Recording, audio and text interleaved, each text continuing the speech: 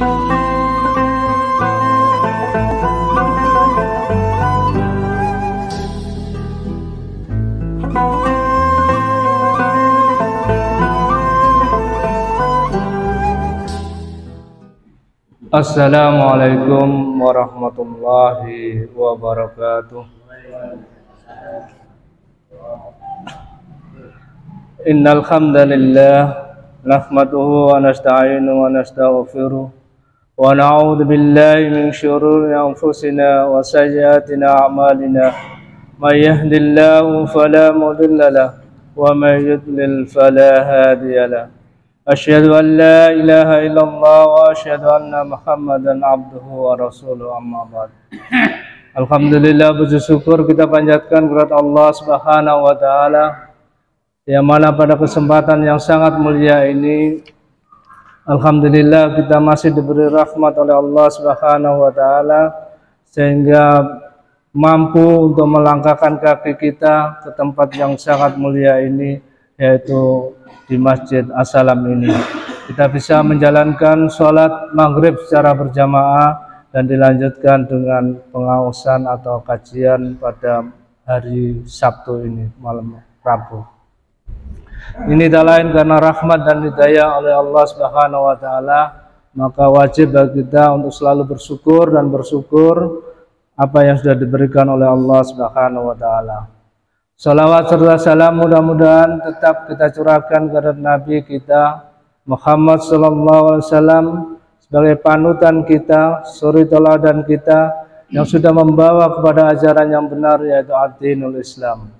Mudah-mudahan salawat tetap tercurah kepada baginda Nabi Muhammad sallallahu alaihi wasallam beserta istri-istri beliau dan para sahabat-sahabat beliau. Jamaah salat maghrib yang dimuliakan oleh Allah Subhanahu wa taala, untuk kesempatan kali ini mudah-mudahan dengan diadakan kajian-kajian yang diadakan oleh Tamir Masjid As-Salam ini membawa berkah kepada kita, membawa hati kita untuk selalu ingat kepada Allah Subhanahu wa taala, untuk tetap kita meningkatkan ketakwaan kita kepada Allah Subhanahu wa taala, untuk tetap kita lebih dekat dan dekat sekali dengan Allah Subhanahu wa taala. Maka itu adalah hakikat dari takwa kepada Allah Subhanahu wa taala. Bapak Ibu jamaah yang dirahmati oleh Allah Subhanahu wa taala, dalam surat At-Taubah Allah Subhanahu wa taala berfirman, A'udzu billahi minasyaitonir rajim, bismillahirrahmanirrahim. Ya ayyuhalladzina amanu taqullaha wa kunu ma'as shadiqin. Ya ayyuhalladzina amanu, hai orang-orang yang beriman. Ibnu Mas'ud apabila mendengar atau seruan ya ayyuhalladzina amanu, maka kita harus memperhatikan ayat apabila ada ya ayyuhalladzina amanu, karena apabila ada panggilan atau ya ayyuhalladzina amanu khusus untuk orang-orang yang beriman, maka insyaallah di dalamnya akan ada perintah Allah atau larangan-larangan Allah. Di sini ada perintah Allah Subhanahu wa taala, yaitu ittaqullah wa kunu ma'as shadiqin. Yang pertama adalah bertakwalah kepada Allah Subhanahu wa taala. Takwa di sini mengandung arti yaitu ketaatan kepada Allah Subhanahu wa taala. Jadi kalau kita benar-benar menjadi orang-orang yang bertakwa, maka ketaatan kita kepada Allah Subhanahu wa taala harus semakin kuat. Ketaatan, kepatuhan kita kepada Allah harus kita tingkatkan semaksimal mungkin. Kita bisa taat kepada pimpinan, kita bisa taat kepada suami, kita bisa taat kepada istri dan lain sebagainya, akan tapi ketaatan yang lebih utama adalah ketaatan kepada Allah Subhanahu wa taala, karena Allah lah yang menciptakan kita, Allah yang memberi rezeki kita, dan Allah adalah segala-galanya. Maka ketaatan yang paling tinggi, yang tertinggi adalah ketaatan kita kepada Allah Subhanahu wa taala. Mungkin kita taat kepada pimpinan atau taat kepada kepala sekolah dan lain sebagainya, itu adalah taat kepada seseorang, kepada tingkatannya adalah kepada manusia. Akan tetapi taat yang lebih tinggi, yang tertinggi adalah ketaatan kita, ibadah kita curahkan sepenuhnya kepada Allah Subhanahu wa taala. Yang kedua adalah takwa, mengandung arti rasa takut. Takut, kita boleh takut kepada siapapun, kita boleh takut kepada makhluk selain Allah, akan tapi kita tidak boleh untuk lebih takut lagi kepada siksaan Allah atau nerakanya Allah Subhanahu wa taala. Kita wajar untuk takut pada makhluknya Allah seperti ular, seperti singa dan lain sebagainya. Kita takut pada istri, kita takut pada suami dan lain sebagainya. Tapi itu hanya batasan-batasan tertentu. Ketakutan yang paling utama adalah kita takut kepada Allah Subhanahu wa taala. Takut akan siksanya Allah Subhanahu wa taala. Takut akan azabnya Allah Subhanahu wa taala. Takut akan nerakanya Allah Subhanahu wa taala. Fa insyaallah kalau kita takut dengan sepenuh hati, dengan ketakutan yang sangat luar biasa, maka fa insyaallah kita akan lebih mendekatkan diri kepada Allah Subhanahu wa taala. Kalau kita takut kepada suatu makhluk, maka kita harus menjauhinya. Kita akan menghindar dari makhluk itu. Akan tapi kalau kita takut dengan Allah Subhanahu wa taala, maka kita harus mendekatkan diri kepada Allah Subhanahu wa taala. Karena ketakutan kita kepada Allah Subhanahu wa taala adalah mengharapkan ampunan dari Allah Subhanahu wa taala. Dan apabila kita lebih takut kepada Allah, insyaallah nantinya kita semakin mendekatkan diri kepada Allah Subhanahu wa taala melalui sholat tahajud dan lain sebagainya. Maka insyaallah kita akan nantinya dihindarkan oleh Allah Subhanahu wa taala pada nerakanya atau siksaannya. Bapak Ibu rahimani wa rahimakumullah. Yang ketiga, takwa adalah mengandung arti cinta.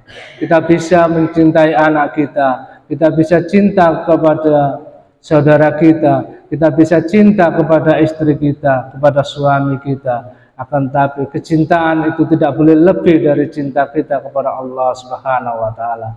Maka itulah yang dikatakan dengan takwa kepada Allah Subhanahu wa taala.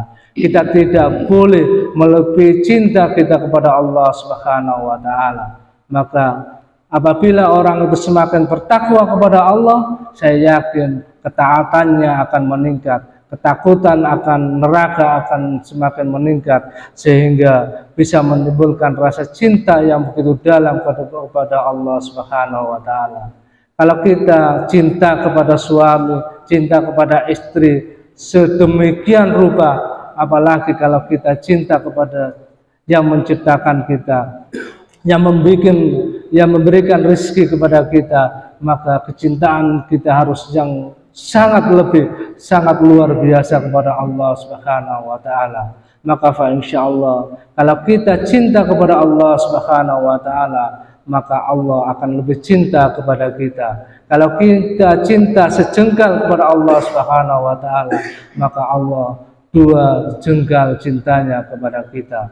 Kalau kita cintanya kepada Allah satu hasta, maka Allah mencintai kita dua hasta. Begitu seterusnya. Maka kita sebagai seorang yang bertakwa, yang menurut panggilan adalah ya ayyuhalladzina amanu, kalau kita benar-benar menjadi orang yang beriman, harus menjadi orang-orang yang bertakwa kepada Allah Subhanahu wa taala. Yang kedua yaitu panggilan atau yang pertama tadi yaitu bertakwa, yang kedua adalah seharusnya kita apabila sudah bertakwa kepada Allah, maka kita harus bersama dengan orang-orang yang jujur atau orang-orang yang benar.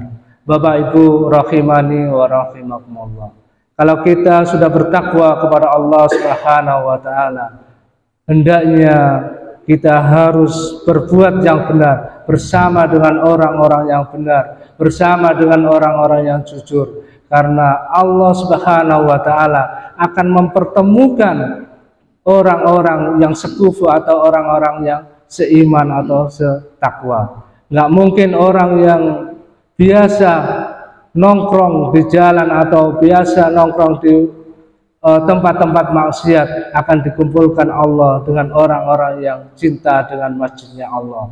Akan tapi orang-orang yang cinta dengan majelisnya Allah, fa insyaallah orang itu akan dipertemukan dengan orang-orang yang cinta dengan majelisnya Allah Subhanahu wa taala. Karena Allah akan menemukan kecenderungan orang-orang itu pada kesukaannya masing-masing.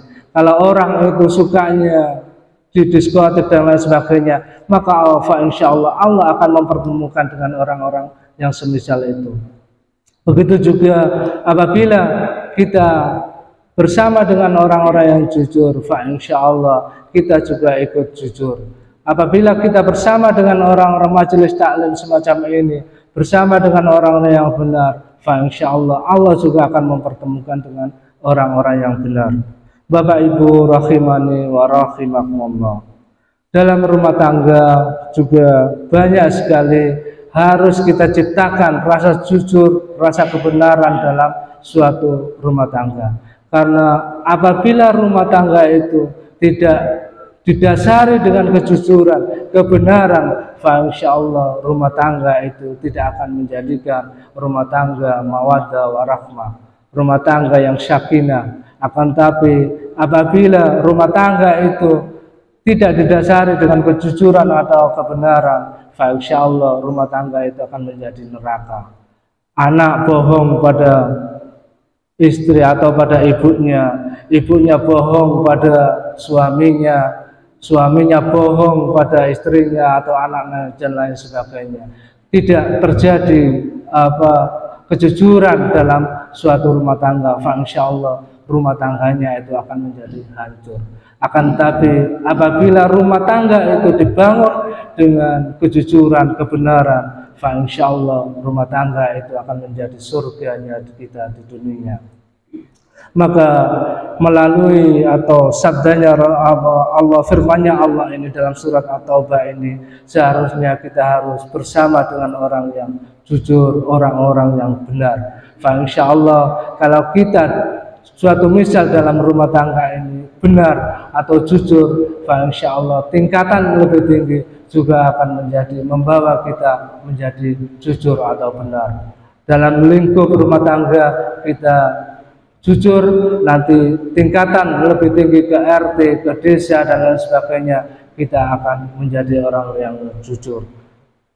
Maka apabila semua masyarakat, semua elemen-elemen yang ada di bawah itu jujur atau benar, insyaallah tingkatan lebih tingginya juga akan benar. Maka insyaallah kalau desanya atau keluarga itu dimulai dari keluarga RT dan desa itu dimulai dengan kejujuran, insyaallah desa itu akan menjadi aman. Desa itu akan diberkati oleh Allah Subhanahu wa taala, akan diberikan rahmat oleh Allah Subhanahu wa taala. Begitu juga yang ada di rumah tangga kita. Apabila kita jujur dan melakukan kebenaran-kebenaran di dalam rumah tangga itu, insyaallah Allah akan menyinari kita. Allah akan menaungi rumah tangga kita ini dengan naungan yang sangat istimewa di rumah tangga kita. Allah akan menjadikan rumah tangga itu sebagai surga yang ada di dunia ini. Bapak Ibu rahimani wa rahimakumullah. Jujur atau kebenaran apabila diterapkan di negara kita, karena sekarang ini banyak sekali atau sulit sekali untuk kita bisa menjumpai kejujuran yang ada di tingkat atas kita, baik itu kejaksaan, kepolisian dan lain sebagainya. Banyak sekali negara kita ini sekarang ini kejujuran itu tidak nampak sekali. Banyak sekali kebohongan-kebohongan yang diciptakan di negara ini. Maka kita sebagai keluarga yang sangat kecil ini, kita ciptakan kejujuran dari kita sendiri. Insyaallah nanti kalau kita bawa ke atas, mungkin mulai dari pemilu dan lain sebagainya, pemilihan umum dan lain sebagainya, Kita mulai dari diri kita sendiri untuk jujur, maka insyaallah kita nantinya akan mendapatkan pemimpin-pemimpin yang jujur. Dan apabila kita sebagai masyarakat itu tidak jujur atau tidak benar, insyaallah nantinya kita akan jangan menyesal apabila kita nanti menjumpai pemimpin-pemimpin kita itu tidak jujur. Karena apa? Kejujuran itu bisa tercipta manakala dari bawahnya itu jujur. Maka insyaallah kalau dari masyarakatnya jujur, dari desanya jujur, dari kecamatannya jujur, dari daerahnya jujur, dari provinsinya jujur, insyaallah negara itu akan jujur. Maka dari itu marilah kita melalui ayat ini kita upayakan semaksimal mungkin untuk menjadikan kita sebagai orang-orang yang bertakwa kepada Allah Subhanahu wa taala, dan keharusan bagi kita untuk selalu bersama dengan orang-orang yang jujur. Maka insyaallah kalau kita menjadikan diri kita menjadi orang-orang yang bertakwa kepada Allah Subhanahu wa taala, hanya takut kepada Allah Subhanahu wa taala, hanya taat kepada Allah Subhanahu wa taala, dan hanya rasa takut itu kita berikan, atau hanya rasa takut itu dari Allah Subhanahu wa taala, dan cinta itu kita berikan kepada Allah Subhanahu wa taala. Kecintaan kita tuluskan kepada Allah Subhanahu wa taala, maka insyaallah kita akan menjadi orang-orang yang bertakwa. Dan apabila kita menjadi orang-orang bertakwa, maka seharusnya kejujuran itu akan nampak untuk diri kita. Maka insyaallah kita akan dikumpulkan oleh Allah Subhanahu wa taala beserta orang-orang yang jujur. Mudah-mudahan apa yang bisa kami sampaikan ini membuat kita menjadi orang-orang yang bertakwa dan menjadikan orang-orang yang jujur di hadapan Allah Subhanahu wa taala. Aqulu qouli hadza wa astaghfirullah. Assalamualaikum warahmatullahi wabarakatuh.